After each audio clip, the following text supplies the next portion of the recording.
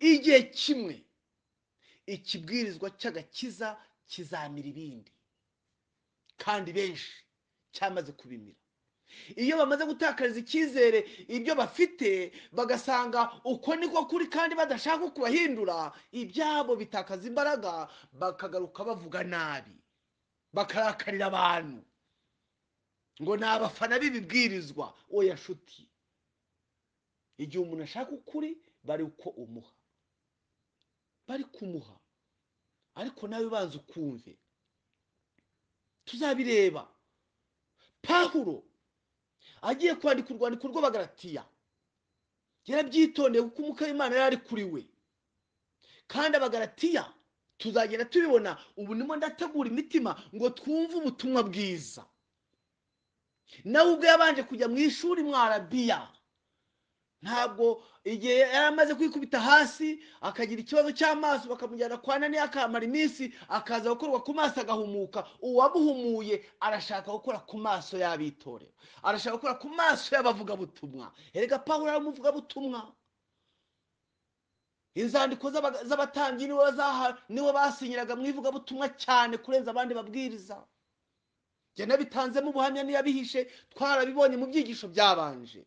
Ariko amaze guhinduka se akabona Yesu Kristo gucyaruka kwacu, harya bongeye kumutuma. Uku ni ukuri kurimo guhishwa abakristo bo mu madini yose. Abantu barigisha amahame, abantu bakigisha ibizaba, niba babwire Yesu Kristo wako kanya. Wa wundi Pilato yavuze ngo Yesu Kristo ndamugirane, ntabwo ari nzamugirane, ntabwo ari namugizene. Oya, uyu mwanya ndamugirane. Abantu bemera Yesu Kristo waje, bakemera Yesu Kristo uzaza, ariko Yesu Kristo w'uyu munsi ushaka kuba umwami n'umukiza w'ubugingo bwabo arahishwe. Arahishwe. Abantu barajya mu materaniro bafite inzara n'inyota, bashaka ijambo ry'Imana, maze bababwirizabutumwa batavomye kuri iyo soko bakabahibuye. Bakabahibuye nshuti. None se twemere Satani aduheze muri icyo gihombo, cyangwa mbega abantu ukuntu bakererewe kandi isaha aragumije iragenda, ariko batasobanukiye ko yavuyeho igihe isaha. Niko Isirayeli yabaye, yagumije kuba mu masangano y'isi, igomeza gutura mu burasirazuba bwo hagati. Icyo Imana yari yitezeho ku isi kirazimira, kirazimira. Igihugu cyari cyariswe ko gitemba amata n'ubuki kiratemba amaraso. Ni intambara z'urudaca, kuko baretse Uwiteka. Ushobora kuba ufite isaha y'ubuhanuzi, Abayahudi nabo bari bayifite, ntibyababuje guhusha intego. Ariko Yesu arashaka ko iyo saha uyigira iyawe, arashaka kwigira iyawe. Noneho akakumenyesha ihame ry'ubutumwa bwiza bw'ubwami.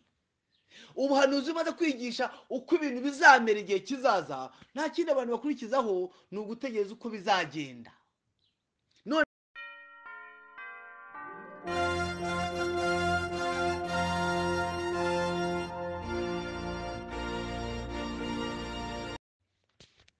Nshuti bene data, reka twongere dushime Imana cyane ko tugikomeje kurindwa nayo, kandi kubw'imbabazi zayo ikaba ikikomeje kutugira umugambi w'agakiza k'iteka ryose.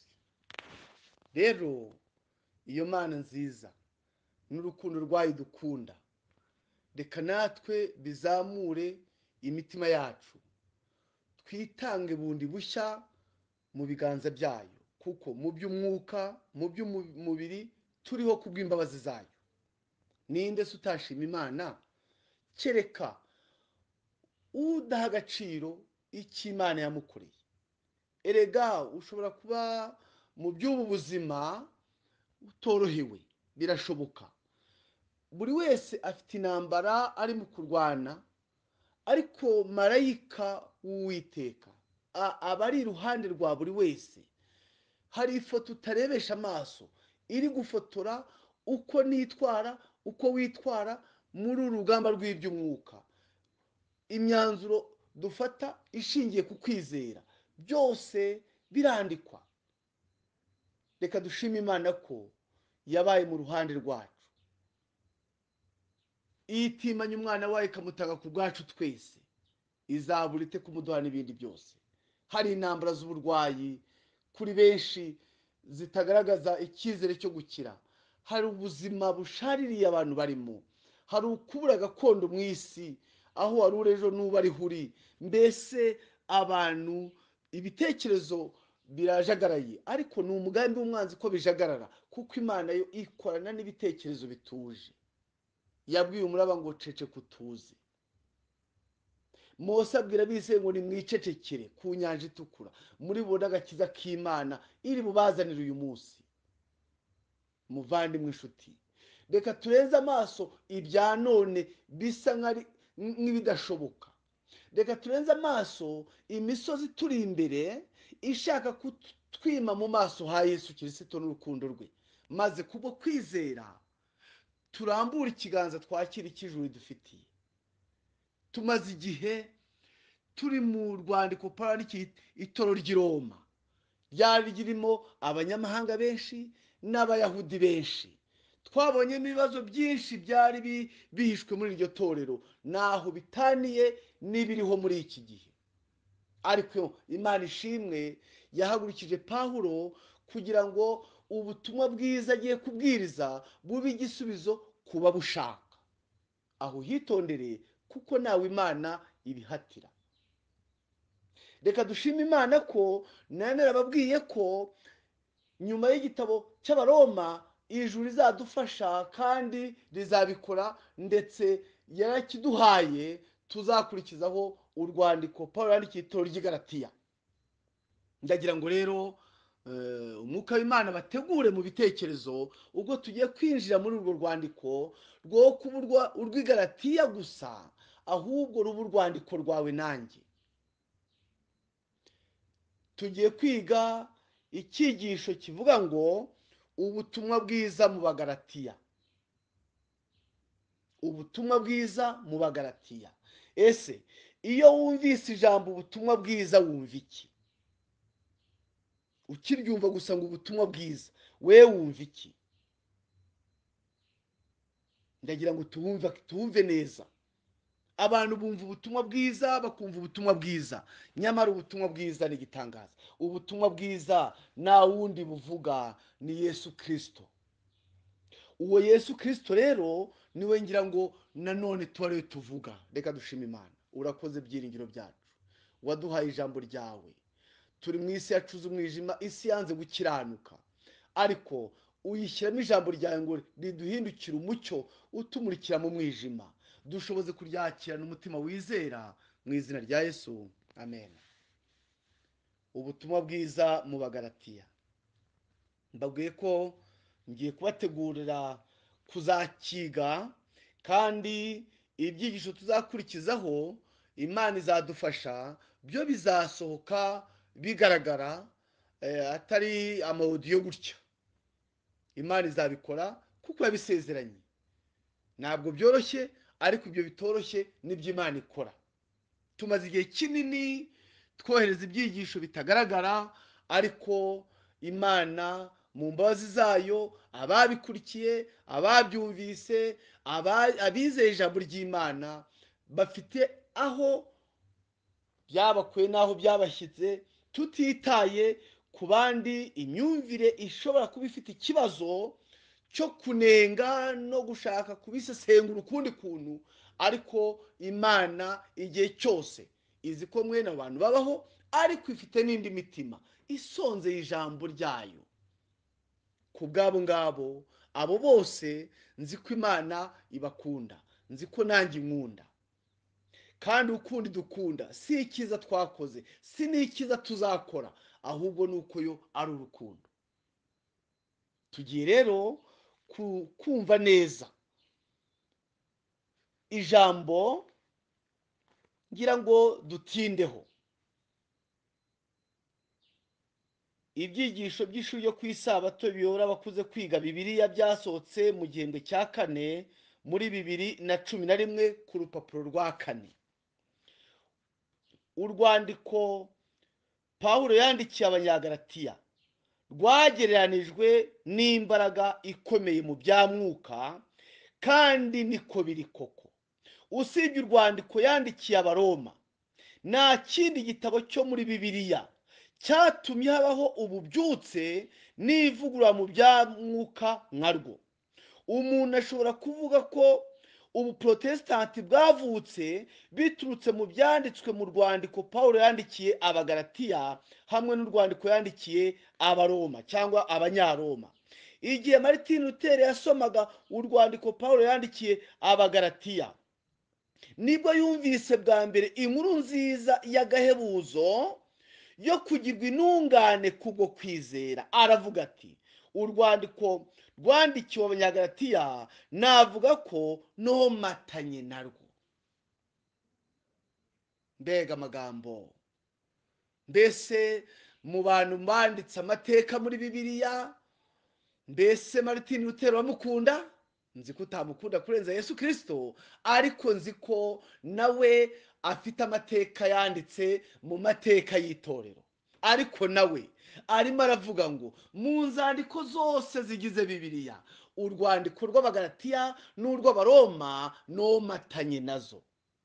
Ubwo butumwa nibwo Martin Luther yashingiyeho inyandiko ze zagereranijwe n'abari batuye mu muhanda wa Aldergate mu mujyi wa London mu cya 738, zihindura imibereho ya Yohani w'Isireyi wabaye intandaro y'ivugura mu bya mwuka ryakwiriye hose mu birwa by'Ubwongereza, riza kugera no mu bihugu byo ku isi byose bivuga Icyongereza.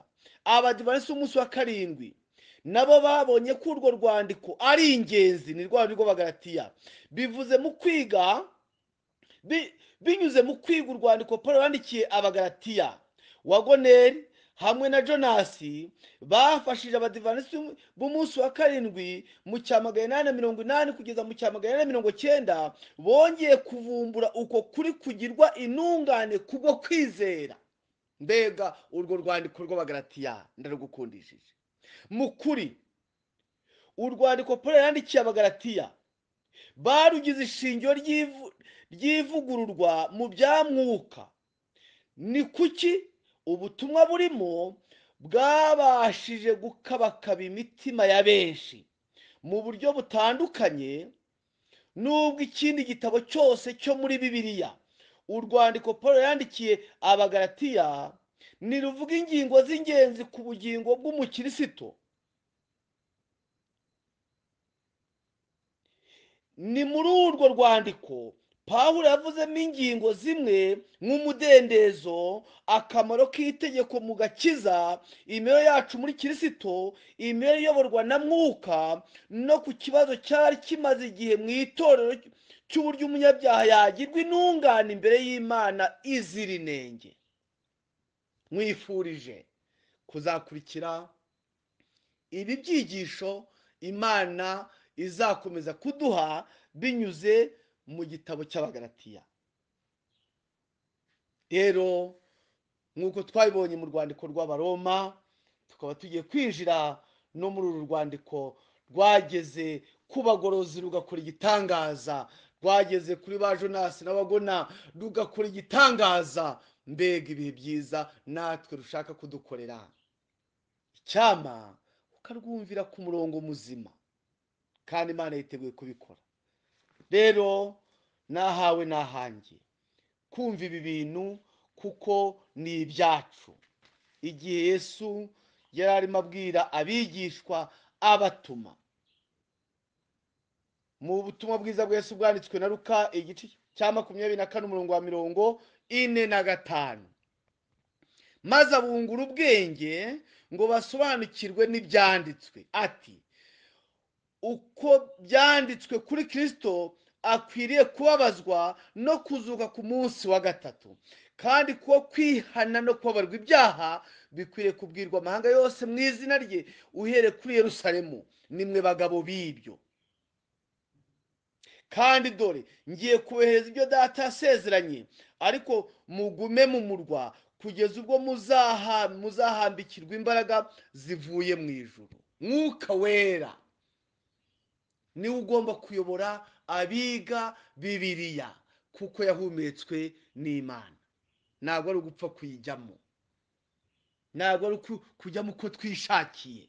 Kandi ubutumwa bwiza bukwiriye kubanza gukora umurimo wa mbere, bwa mbere muri nge narabugeza ku bandi, bukaguha gutuza nubwo waba uri mu bibazo, bukaguha gutuza nubwo waba warahagurukiwe n'abantu, bukaguha gutuza nubwo waba urwaye indwara zikomeye cyane, bukaguha gutuza nubwo waba warahemukiye n'abari inshuti zawe, bukandika ihame ry'agakiza mu mutima, kandi bukandika kubabarira mu bugingo bwawe.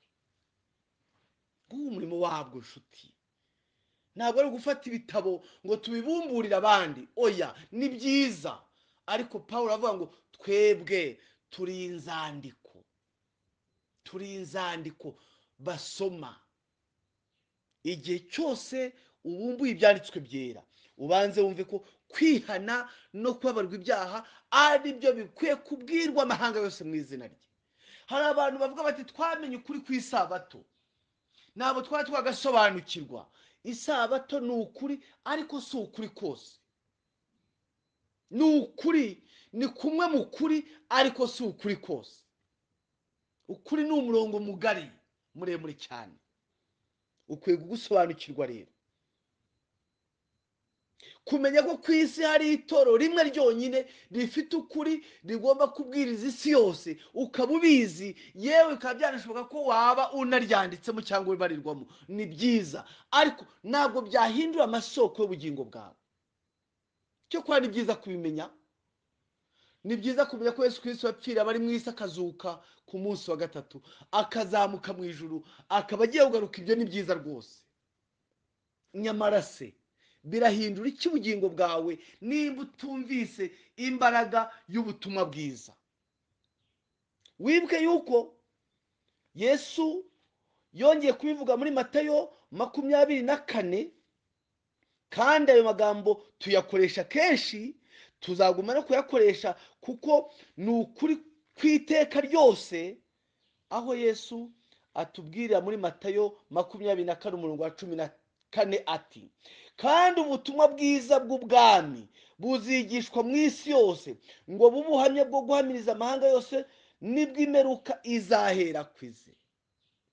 Ubutumwa bwiza buturisha umutima. Kuza kwa Yesu abangutse, kuza kugaragara ko atinze, uretse ko atazatinda, nta nubwo kuko hatinda wakubwiye igihe, ntacyo yigeze atangariza abatuye isi, ahubwo abana b'Imana yarabwiye ngo nuko mwe maso. Kuba maso nicyo cyihutirwa, kandi kuba maso ni ukuba mu ijambo.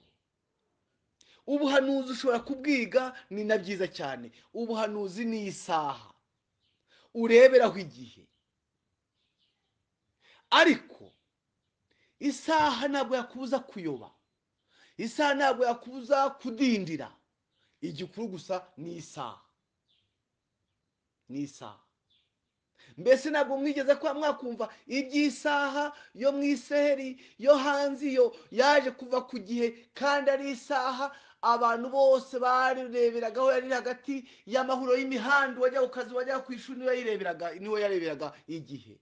Yaje kuvaho igihe isaha, ariko iminota, amasegonda n'isaha biguma kugenda, ariko yaravuye inyuma ho isaha. Abantu bareba bati nabo turakererwa, nabo turakererwa.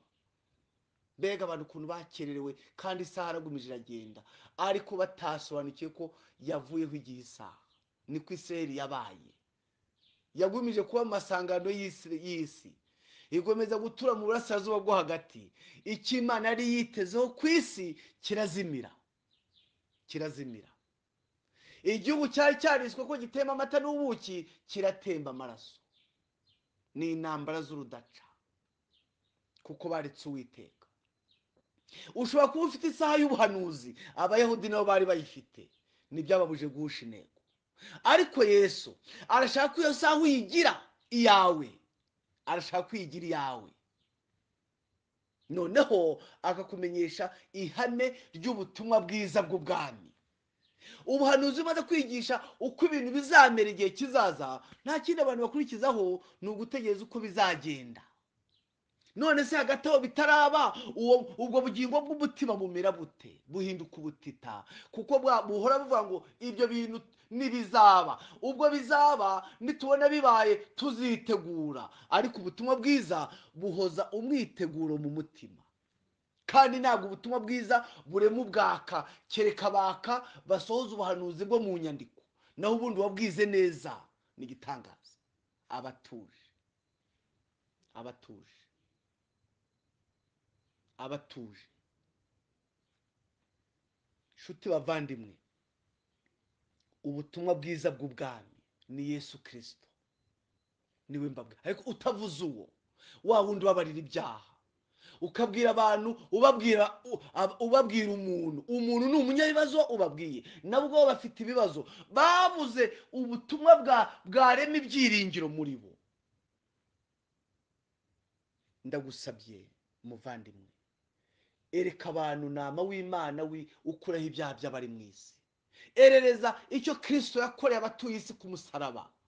isi yahahamuye abantu, ibyaha bihahamura abantu batakaje ibyiringiro, nawe ukongera ukazana andi mabuye y'urutare ukabakubitaho, n'ubundi batari bafite umutima utuje. ereka abantu Karuvari, ubereke intebe y'imbabazi, ubereke ko bahisemo atakiri mu gituro, kandi ibiganza bye birimo amazina ya buri wese, birimo izina rye. bumva ijwi ribabwira ngo mwana wanjye, ibyaha byawe urabibabariwe.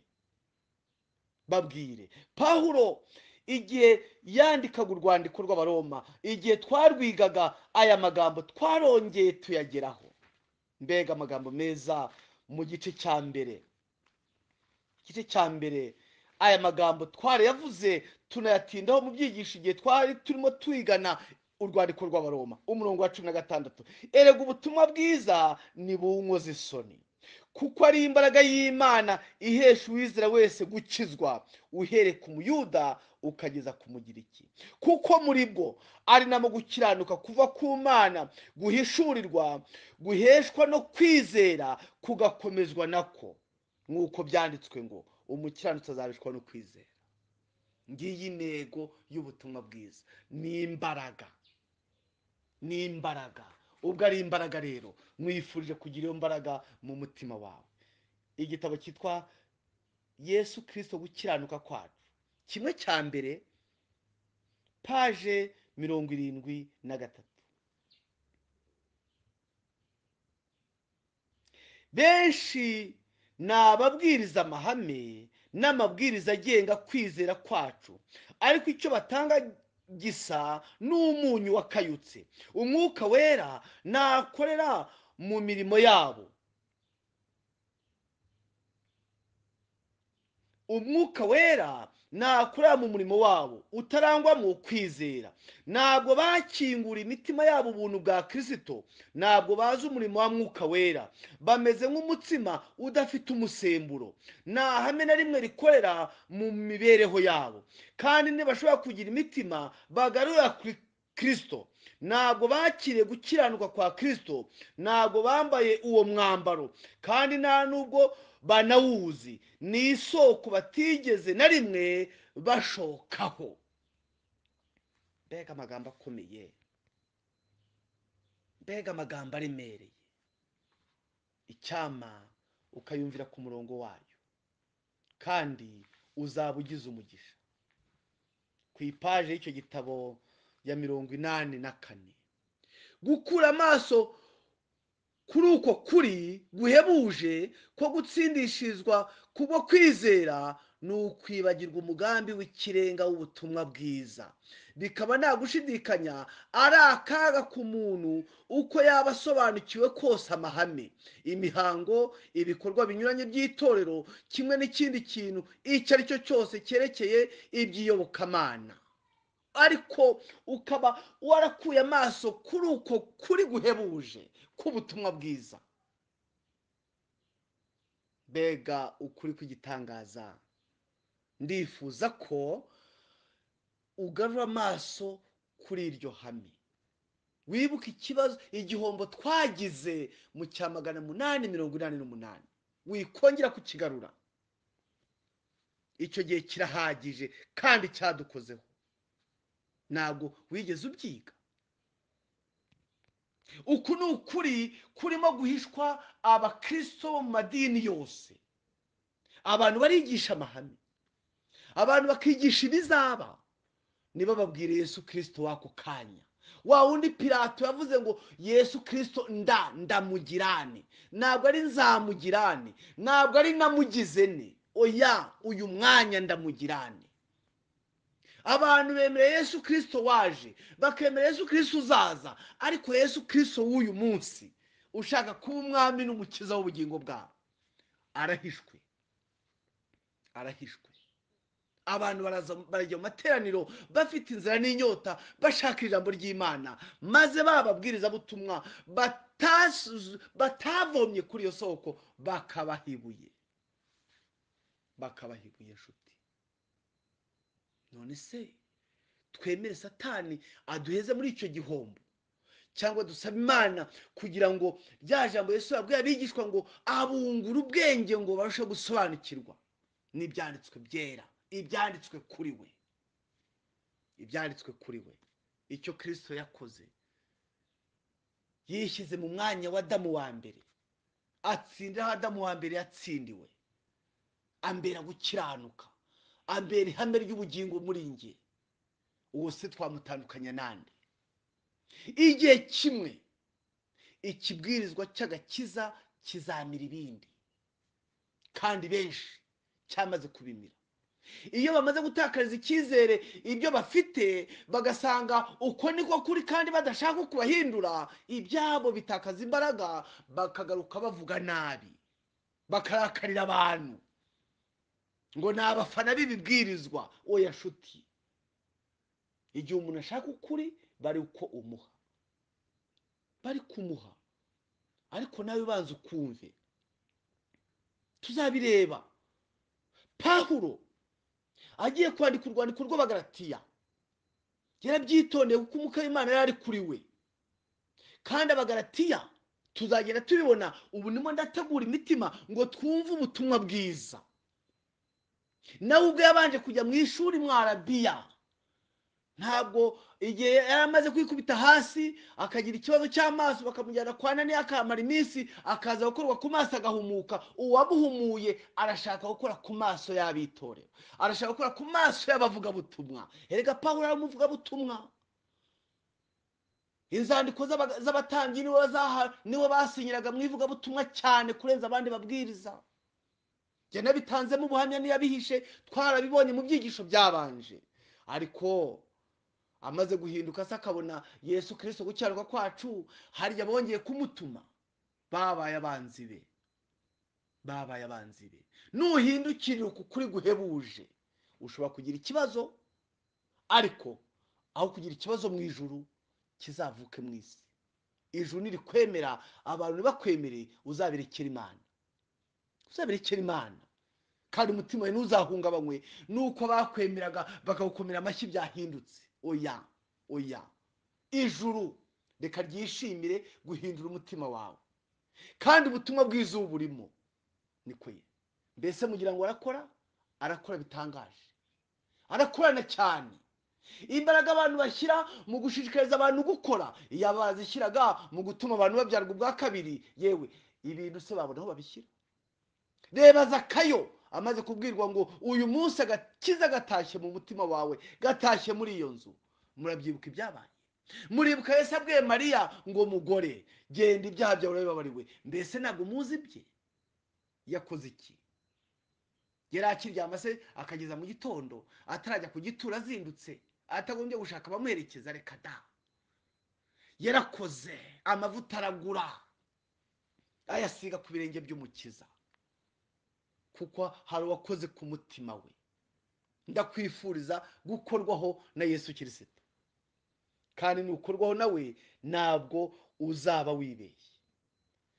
Yesu aravuga ngo ubutumwa bwiza bwa Yesu bwanditswe na Yohana, igice cyaho cya 14, umurongo wa 6 aratubwira ngo Yesu aramubwira ati ninjye nzira n'ukuri n'ubugingo nawe ujya kwa data namujyanye.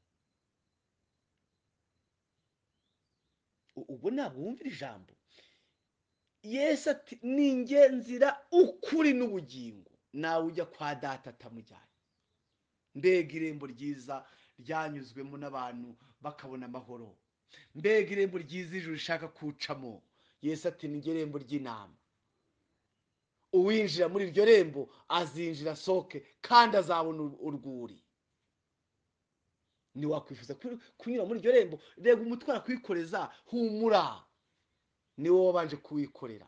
Ihwa ryaguhanda yabanje guhandwa naryo. Yadusogongera upfu rw'iteka ryose, twebwe si ngombwa.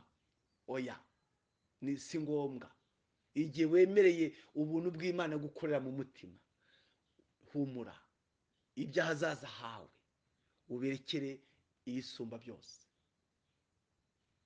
Ati ninjye inzira ukuri n'ubugingo. Ibyo ni ibyigisho bikomeye cyane, ariko igikomeye cya mbere ni uko abibumbatiye byose. Reka abe byose kuri wowe. Dawidi amaze kumvira ihame yaravuze atumva hahirwa uwabara ibicumuro bye, ibyaha bye bigatwikirwa. Hahirwa umuntu Uwiteka atabaraho icyaha, umutima we ugahindurwa n'ubuntu bw'Imana, nube mu buriganya. Nube mu buriganya. Ushobora kuba rwose ufite ibintu pe, nta kibazo cy'ibintu ufite, ariko ukaba wumva mu mutima hari icyuho nk'icyo Nikodemu yari afite. Nikodemu yari afite amafaranga, Nikodemu yarize, Nikodemu ari umuyobozi w'idini. Urumva ibyo bintu bitatu birakomeye. Amashuri niyo abantu bashaka, amafaranga niyo abantu bashaka, kugira icyubahiro mu idini ngibyo ibintu byabiciye. Nikodemu yari abifite byose, ariko agahora yumva afite icyo mu mutima. Byamutwaye kugenda nijoro, kandi iryo hame yarashyize arisobanukirwa, aratuza. Amaze kurisobanukirwa ngo yamenye ko mu Bayuda nta kuri kuhaba. Amaze kurisobanukirwa yahise amenya ko mu Bayuda ari nta kuri guhaba. Kandi koko si wese wigishaga. Yesu tukabura umwigisha w'Abisirayeli n'umenye ibyo kubyarwa bwa kabiri. Urumva ikibazo hano kiri. Hindura imyumvire, ijuru rikwitayeho.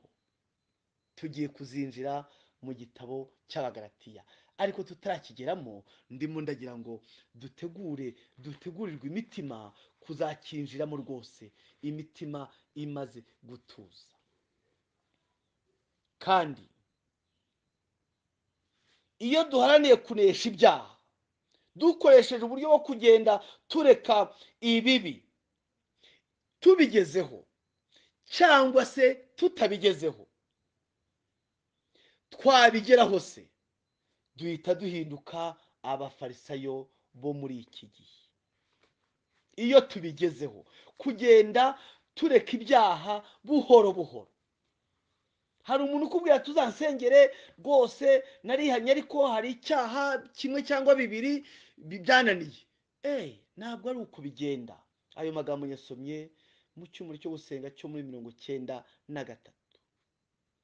Iyo tumaze kugenda tureka ibyaha buhoro buhoro, iyo tumaze kubigeraho duhita duhinduka abafarisayo bo muri iki gihe. Urashaka guhinduka umufarisayo? None se abafarisayo waba warumvise barabisoje neza.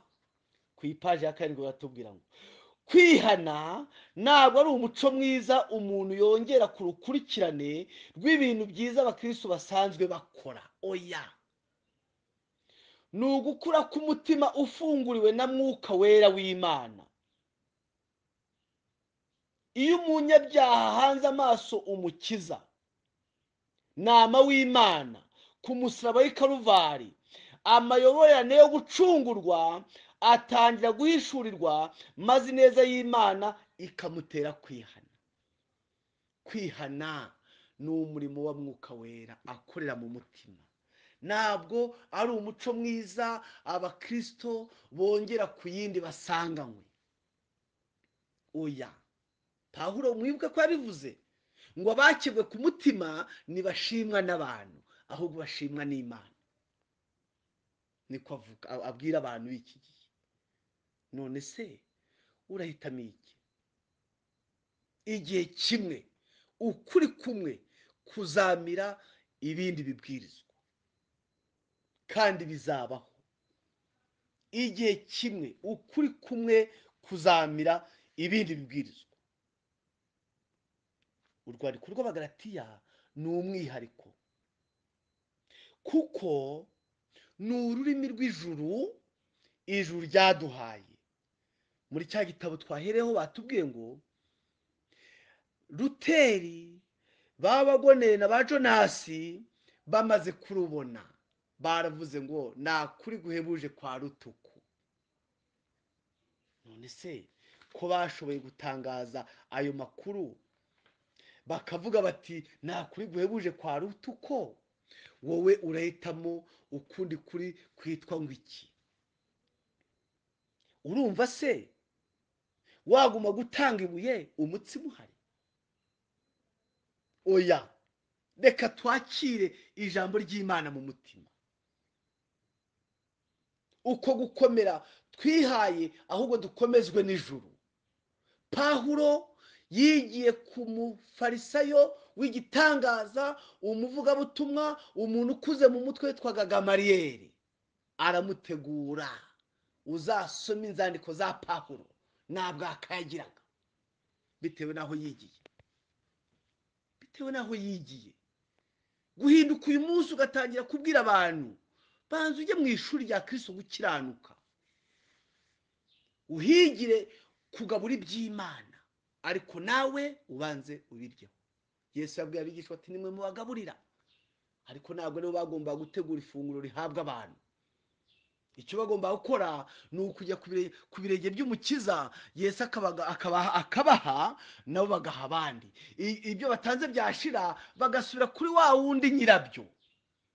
Benshi rero umuntu yamaze kubwiriza rimwe agakomerwa mu mashyi, agatangira kubona abantu bamukurikiye, akora ibishoboka byose, agahora bemeza, akashakisha amagambo akomeye ngo bagume bamwumve. Oya, gukomera ni uko ubutumwa bwiza bwahinduye ubugingo bwawe. Kandi Yesu uzifata ute abagukomeraga amashyi bakugeze nk'uko abayuda bagize Yesu?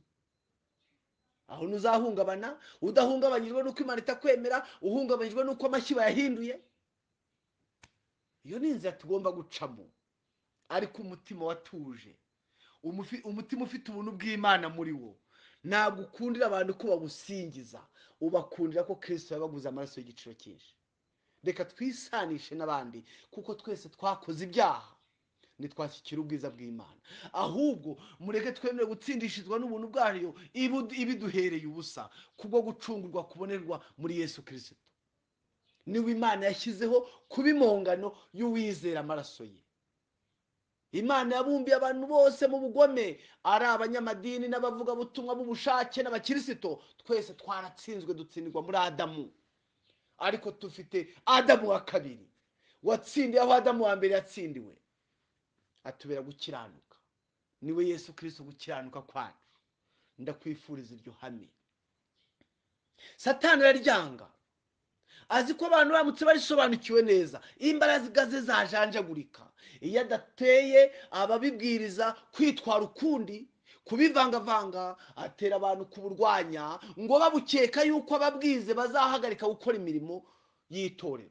Abo bose bakeka ubutumwa bwiza nabi. Nubona hari abitambitse babwize sibwo, uwo muntu ufite ikibazo, naho bwo buzasoza butsinze. Abahanga bakurikirana bavuga yuko ikinyoma iyo gishatse kugenda kigendera muri esanseri, bya byuma bizamura abantu mu buryo bwihuta, ukuri kukazamuka muri esikariye buhoro buhoro. Ariko iyo ukuri kugezaho ikinyoma kiri, kiramwara. Amaherezo ukuri ko gukizwa n'ubuntu kuba kwizera kuzamira ibindi bibwirizwa. Ndashimira Imana ko yaduhaye ijambo ryayo. Ndashimira Imana ko mu ijambo yaduhaye harimo n'urwandiko rw'Abagalatiya. Urwo rwandiko rw'Abagalatiya mwifurije kuzarukurikira muri ibi byigisho tugiye kuzatangira, kandi Imana mu mbabazi zayo izaduha amakuru meza adufasha mu rugendo. Igice cya mbere cy'Abagalatiya umurongo wa mbere. Pawulo intumwa itari y'abantu, mwumve icyitonderwa, kandi itatumwe n'umuntu, ahubwo yatumwe na Yesu Kristo n'Imana data wa twese yamuzuye. Nge na bene data turi kumwe bose turabandikiye mwebwe abo mu matoro y'i Galatiya, ubuntu bube muri mwe n'amahoro biva ku Mana data wa twese no ku mwami wacu Yesu Kristo, witangiye ibyaha byacu ngo aturokore iki gihe kibi cya none, nk'uko Imana data wa twese yabishatse. Icyubahiro kibi icyayo iteka ryose, amen. Pawulo ati nge na bene data, ntabwo ari njyewe njyenyine, oya. Igihe Daniyeli yari amaze kugera mu kigeragezo gikomeye mu gice cya mbere n'icya kabiri, nta kindi yakoze, yagiye gushaka bagenzi be, arababwira ati dufatanye gusenga. Ntabwo yiyemeraga, niyumvaga yihagije. Hari ababwiriza bameze batyo, bumva bihagije rwose, batagikeneye bagenzi babo. Oya nshuti, oya, sigaho. Imana mu mbabazi zayo yaravuze ngo si byiza ko umuntu aba wenyine. Ntabwo ari byiza. Ubutumwa bwiza ni ubw'Imana, yarabuduhaye budushyira mu biganza ngo tubusangire na bagenzi bacu. Ntabwo Imana yigeze itoranya umuntu umwe cyangwa itsinda runaka ngo ibe ari bo iha ubutumwa bwayo. Oya, oya, oya nshuti. Igihe inzara yabaga nyinshi mu gihe cya Elisa mu Israheli, wari uzi ko inkuru nziza y'agakiza gashingiye ku biryo Abasiriya baje bagata itazanywe na Elisa, yazanywe n'ababembe? Wari ubizi? Imana ishatse yabuha n'undi nk'uko yabuguhaye, ariko reka twishimire ko yaduhamagaye. Ku ipaji ya 41, Yesu Kristo gukiranuka kwacu, Imana yoherereje ubwoko bwayo ubutumwa bufite ikirango cyo mu ijuru, ikuzo, ubutware no gukiranuka kwa Kristo, wuzuye ubugwaneza n'ukuri, byaratugaragarijwe. Ukuzura k'ubumana kwagaragariye muri Kristo kwatugejejweho mu bwiza bwako bwose no mu kunezeza kwabwo, kugira ngo gukabakaba imitima itari yaranangiwe n'ibyo abantu bibwira. Tuzi ko Imana ikorera muri twe. Twabonye imitima ireka icyaha ihindukira gukiranuka. Twabonye kwizera kongera kuvukira mu mitima imenetse. Ubutumwa bwiza bufite ikirango cy'ijuru. Aho bugeze twabonye imitima yakira ukuri. Nawe mwifurije kwakira uko kuri mu mutima wawe. Reba imyaka umaze, misa 3 urazijyamo. Yewe ikibeho wagiye inshuro nyinshi. Yewe mu isengesho ribera ngo aho bita mu Ruhango, umva wagiyeyo. Sinzi n'ahandi mu misozi, ushobora kuba yagiye no mu mazi ngo nakugwaho ubabare ahari ijuru kurebe. Yewe ushobora kuba yagiye no mu rutare utahari niho hatuje. Ushobora kuba yagiye mu mashyamba wenyine. Ushobora kuba wararaye hasi ngo urebe ko rwose. Nshuti yanjye, ikintu ubura ni kimwe: ubutumwa bwiza bw'ubwami. Yesu Kristo gukiranuka kwacu niwe utanga amahoro, niwe mahoro yacu. Mwifurije kugira uwo, kandi iyi ngingo mwifurije kuzayishimikira cyane. Humura izarema icyo isi itaremye muri wowe. Imana ibyumvikanishe. Kandi twibuka ko twatangiye ubutumwa bwiza mu Bagalatiya. Nababwiye ko ibyisho bizakurikiraho kuba gufashwa n'Imana bizasohoka bigaragara, ariko reka Imana itegura imitima idushoboze kwakira ijambo ryayo mu izina rya Yesu, amen. Dushima Imana.